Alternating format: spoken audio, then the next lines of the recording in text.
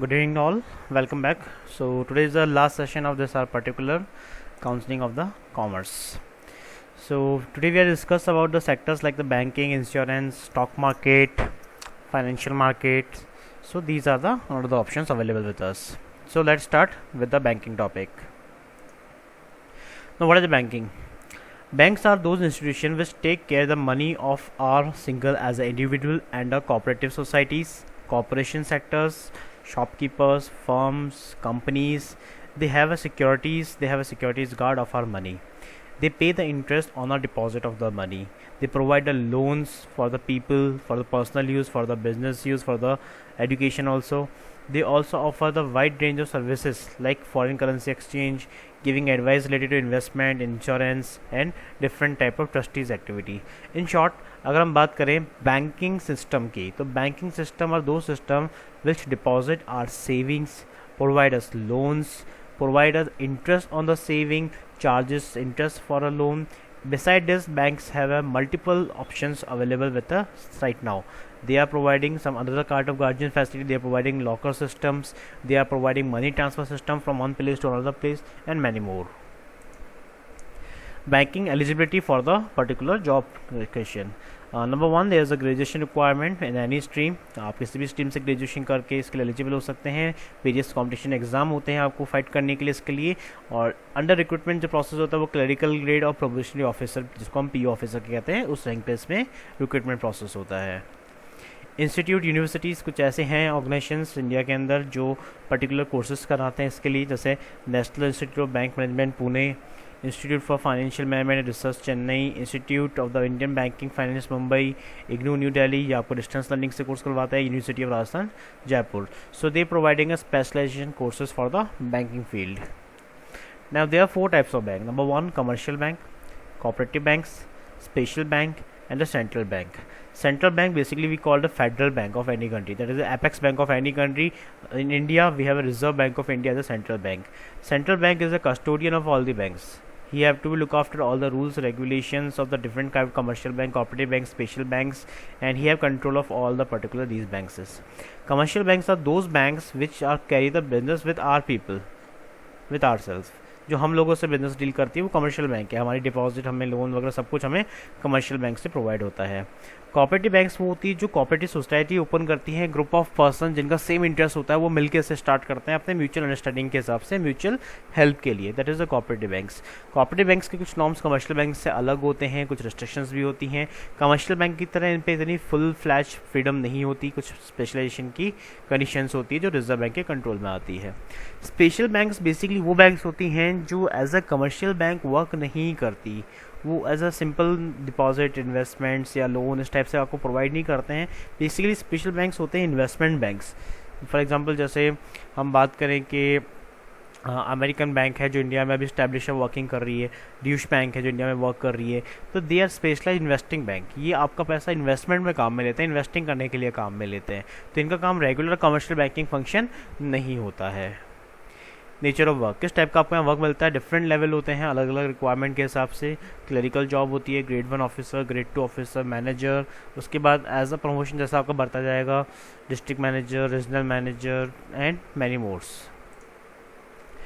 There are 2 types of exams in banking sector. Number 1, IBPS, Indian Banking Professional Service and PO examinations. Position in bank, financial analysis position होती है, bank teller की होती है जो cash telling का काम करते हैं, लोन ऑफिसर होते हैं, फाइनेंशियल मैनेजर होते हैं, जनरल मैनेजर होते हैं, additional general manager, MD, clerk, grade 1, grade 2 officer and simple assistant and managers post. Selection procedure, अगर आप आरबीआई के लिए अप्लाई करते हैं तो आरबीआई की वैकेंसीज जो होती हैं वो कमर्शियल बैंक के कंपेयर से अलग होती हैं. इनका कमर्शियल बैंक से कोई लेना देना नहीं है वैकेंसी का. इनमें भी grade a level, grade b level officers की क्लरिकल ग्रेड पे जो होती है वो रिक्रूटमेंट होते हैं क्लरिकल स्टाफ के अकॉर्डिंग, ठीक है. प्लस इसके अंदर ही प्रमोशन सिस्टम होता है ग्रेड के अकॉर्डिंग. 5 to 10 ईयर्स का जो भी आपका टेन्योर होता है सर्विस का, उसके अंदर कुछ इनके इंटरनल एग्जामिनेशंस होते हैं जो आपको फाइट करके आगे बढ़ने पड़ते हैं. तो कई बार आप देखेंगे तो कमर्शियल बैंक के अलावा आरबीआई की वैकेंसीज भी आपको न्यूज़पेपर या डिफरेंट मीडिया सोर्सेज में अवेलेबल होती हैं. टाइम टू टाइम ये भी अपनी वैकेंसीज निकालते रहते हैं. तो next was insurance sector. Insurance basically we can say that it's a particular risk sector. तो यहाँ पे हम रिस्क मैनेज करते हैं, हम रिस्क को कैलकुलेट करते हैं और उसका इंश्योरेंस करा के उन रिस्क को कवर करने की कोशिश करते हैं.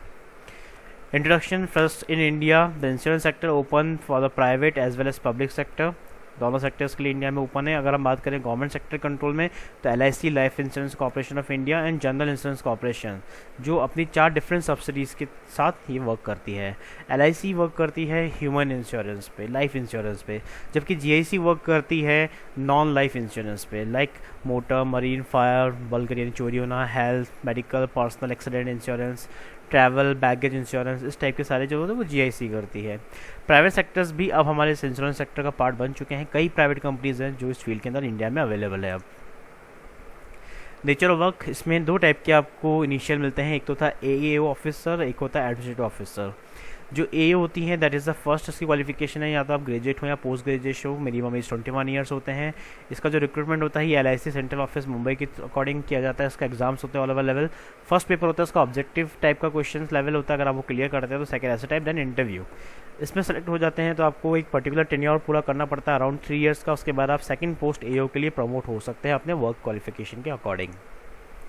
पब्लिक सेक्टर जो अंडरटेकिंग है, जो कंपनीज है जो पब्लिक सेक्टर में गवर्नमेंट नॉर्म्स के कंट्रोल में चल रही है, वो एक है LIC, new India insurance company, national insurance company, United India insurance company. इसमें से लास्ट 3 जो कंपनीज होती हैं वो basically non life insurance company cover करती हैं, जैसे आपके व्हीकल इंश्योरेंस हो गया, होम इंश्योरेंस हो गया, गुड्स इंश्योरेंस हो गया, इस टाइप की चीज़ें होती हैं। ये आर पब्लिक अंडरटेकिंग यानी कि गवर्नमेंट है।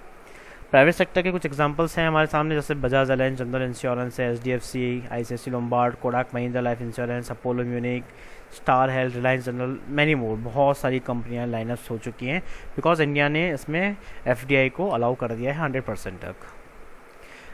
4 तरीके के मेन इंश्योरेंस होते हैं, life insurance, fire insurance, marine insurance है, जनरल इंश्योरेंस। जनरल इंश्योरेंस में रेस्ट कैटेगरी सारी कवर हो जाती है, चाहे वो हेल्थ हो, मेडिकल हो, उस टाइप के, या बर्गल इंश्योरेंस हो, थेफ्ट इंश्योरेंस हो, any kind of this. The next was the career and finance.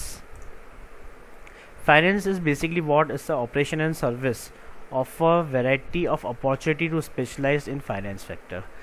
Basically ये सेक्टर क्या होता है, ये इन्वेस्टमेंट पॉइंट ऑफ सेक्टर है। आपको अगर आप देखेंगे आगे जाके क्वालिफिकेशन मैंने आपको पहले भी बताया था, जैसे CFA हुआ, MBA इन फाइनेंस हुआ, तो ये स्पेशलाइज मल्टी डिसिप्लिनरी अप्रोच होती है, इनका स्ट्रॉन्ग कंसेप्चुअल बेस होता है फाइनेंस के regarding.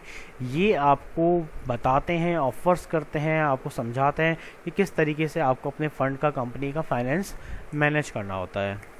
Post graduate in finance controller train in, जो इसमें अगर PG करना चाहते हैं या इसमें अंडर ग्रेजुएशन चाहते हैं, उनके लिए डिफरेंट फील्ड्स है फाइनेंस के अंदर, जैसे फाइनेंशियल प्लानिंग हो गया, decision making control, corporate finance, project finance, investment analysis. तो ये डिफरेंट ऑप्शन अवेलेबल होते हैं कि वो फाइनेंस सेक्टर में जाके इसके अकॉर्डिंग काम कर सकते हैं। जो स्पेशलाइज एरिया है स्टडीज़ के, मर्चेंट बैंकिंग है। मर्चेंट बैंकिंग मतलब कमर्शियल बैंकिंग नहीं होती है, direct business to business banking होती है। इक्विटी एनालिसिस रिसर्च हो गया, portfolio management, share issue management. Company जब शेयर इशू करती है तो दे रिक्वायर्ड फाइनेंस पर्सन जो उसको मैनेज कर सके। ट्रेजरी मैनेजमेंट, जो कंपनी का फंड वगैरह होता है, एक्सेस फंड होता है, तो उसको मैनेज करने के लिए। इंटरनेशनल फाइनेंस है, रिटेल बैंकिंग है। तो ये कुछ स्पेशलाइज एक्टिविटी है फाइनेंशियल सेक्टर की। फ्यूचर प्रोस्पेक्टिव फाइनेंस सेक्टर में बात करें तो एक बेसिकली हम इसको कह सकते हैं कि फाइनेंशियल प्रोफेशनल्स बिल्कुल बैंक और फाइनेंशियल इंस्टीट्यूशन के बराबर है, बिल्कुल इक्वलेंट है। और अप्रोचेज की बात करें मल्टीनेशनल कॉर्पोरेशन के सेक्टर में, चाहे वो इंडिया हो या फॉरेन हो, तो आज के टाइम में फाइनेंशियल सेक्टर बहुत बड़ा सेक्टर है बिकॉज काफ़ी डीमर्जर्स होते हैं, मर्जर्स होते हैं, एक्वाइजिशंस होते हैं, म्यूचुअल अंडरस्टैंडिंग से शेयर्स सेल आउट होते हैं। तो ये सब कुछ फाइनेंशियल सेक्टर्स के अकॉर्डिंग होता है, फाइनेंशियल्स के रिगार्डिंग होता है। तो ये बहुत डाइवर्सिफाइड बिजनेस है जिसको हम कर सकते हैं, एक्टिविटीज़ को हम कर सकते हैं। नेक्स्ट वो स्टॉक ब्रोकिंग। काफ़ी लोगों के भी मैसेज आए थे कि सर स्टॉक ट्रेड के बारे में कुछ एक्सप्लेन करिएगा इसके रिगार्डिंग। सो इसको मैं थोड़ा सा ब्रीफ में लेता हूँ। स्टॉक ब्रोकिंग बेसिकली ये आपको सर्टिफिकेशंस होते हैं जिसके अकॉर्डिंग, जिसके थ्रू आप एलिजिबल हो जाते हैं शेयर मार्केट में इन्वेस्टमेंट्स करने के लिए, सेल करने के लिए, परचेस करने के लिए थ्रू लीगल सर्टिफिकेशन। अगर आज मुझे कोई भी शेयर परचेस सेल करना है मैं डायरेक्टली कर सकता हूँ, लेकिन मुझे एक चैनल के थ्रू करना पड़ेगा, एक मीडिएटर के थ्रू करना पड़ेगा, and that mediator is my stock broker. तो उस स्टॉक ब्रोकर को ये पर्टिकुलर सब्जेक्टिव नॉलेज देने के लिए ये कोर्स करना पड़ता है, ठीक है। तो दे आर प्रोफेशनल्स, उनको इस चीज़ की एलिजिबिलिटी सब कुछ पता होता है। इसकी मिनिमम एलिजिबिलिटी होती है आपकी 12th क्लास, उसके बाद आप ये कोर्स कर सकते हैं। एंड प्लस हम बात करें इस फील्ड के अंदर कि भाई ट्रेडिंग क्या होती है। ट्रेडिंग का मतलब होता है, देखिए ट्रेडिंग हम दो पार्ट में डिवाइड करते हैं। फर्स्ट होता है इशू मार्केट, जहाँ पे कंपनी फर्स्ट टाइम अपने शेयर्स को सेल आउट करती है, इशू करती है और हम उसको परचेज करते हैं। सेकेंड होता है ट्रेडिंग मार्केट, जहाँ पे ऑलरेडी परचेज शेयर्स को रीसेल और रीपर्चेज करा जाता है मार्केट रेट पे।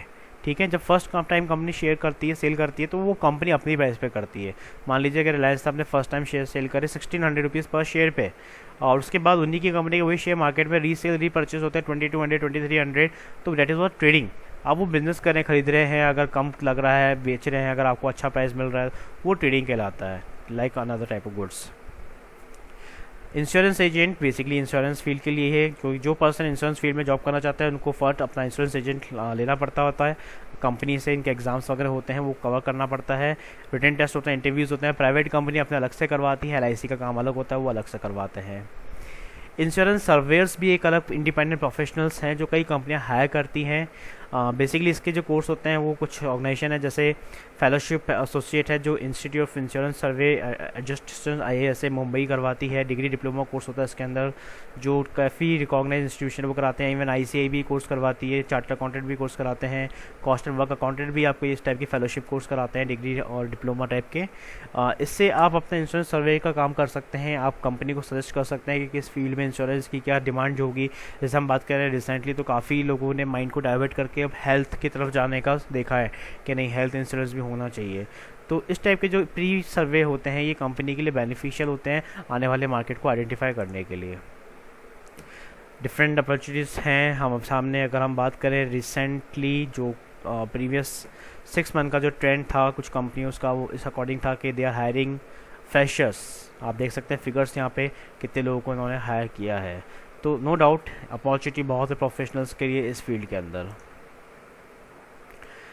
ये कुछ एग्जांपल्स हैं कंपनियां, इसके अलावा बहुत है, लाइनअप्स हैं। बस आप में क्वालिफिकेशन होनी चाहिए, आप में गट्स होने चाहिए कि आप इनको क्रैक कर सकें। So now the last option is that स्वॉट एनालिसिस। ये आपको अपना खुद का करना होता है। स्वॉट means what? Strength, W for weakness, O for opportunity, T for threat. आप अपना एनालिसिस करिए, एक टेबल बनाइए और उस टेबल में अपने इन पॉइंट्स को लिखिए कि व्हाट यू हैव स्ट्रेंथ, आप में क्या काबिलियत है, क्या आप में कमी है, वीकनेस है, किस फील्ड में आप कमज़ोर हैं, क्या अपॉर्चुनिटी आपको दिख रही है अपने सामने, और क्या थ्रेट है जिससे आपको अपने आप को निकालना है, बाहर बचाना है अपने आप को। आप एक बार खुद का स्वॉट एनालिसिस करके देखिए, आपको अपना पता लग जाएगा कि आपको आगे जाके क्या अचीव करना है और किन चीज़ों से अपने आप को फॉलोअप करके आगे लाना है। So thank you very much, I hope so ये सेशन आपको बहुत अच्छा लगा होगा जो हमने प्रीवियस 2 वीडियोस और आज का जो हमने देखा है। सो इनके रिगार्डिंग आपके कुछ भी क्वेरीज होती हैं, and no problem, any time you can ask me on WhatsApp directly. So let's start the next topic. Okay.